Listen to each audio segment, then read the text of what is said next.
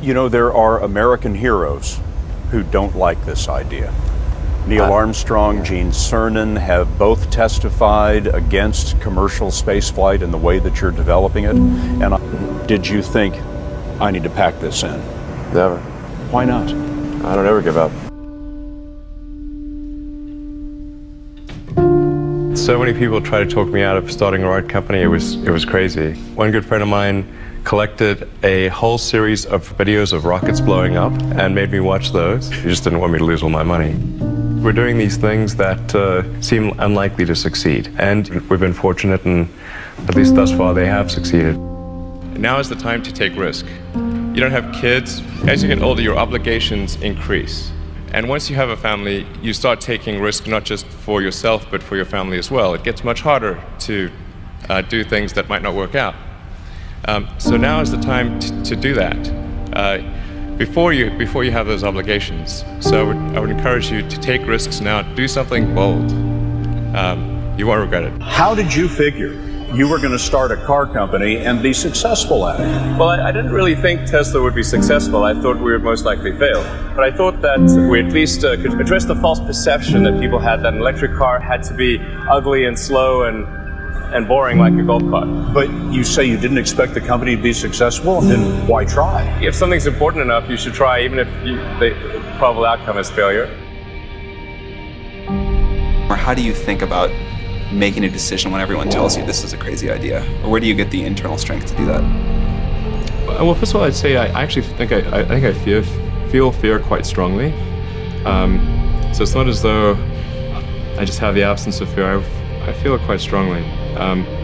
But there are just times when something is important enough, you believe in it enough, that you do it in spite of the fear. I think about what technology solution is necessary in order to achieve the particular goal, and then try to make as much progress in that direction as possible. I think being a multi-planet species and being out there among the stars is important for the long-term survival of humanity, and that's one reason. But then the part that I find personally most motivating is that it creates a sense of adventure, and it makes people excited about the future. If you consider two futures, one where we are forever confined to Earth until eventually something terrible happens, or another future where we are out there on many planets, maybe even going beyond the solar system, I think that second version is incredibly exciting and inspiring, and there need to be reasons to get up in the morning. You know, life can't just be about solving problems. Otherwise, what's the point? There's got to be things that people find inspiring and make life worth living. When my brother and I were starting our first company, instead of getting an apartment, we just rented a small office and we slept on the couch. And we showered at the YMCA. And we're so hot up, we had one computer, so the website was up during the day, and I was coding at night, 7 days a week, all the time.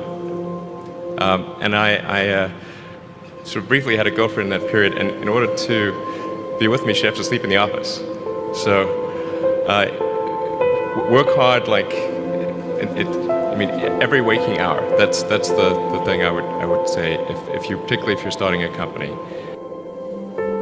Whatever area that you get into, given that even if you're the best, there's always a chance of failure.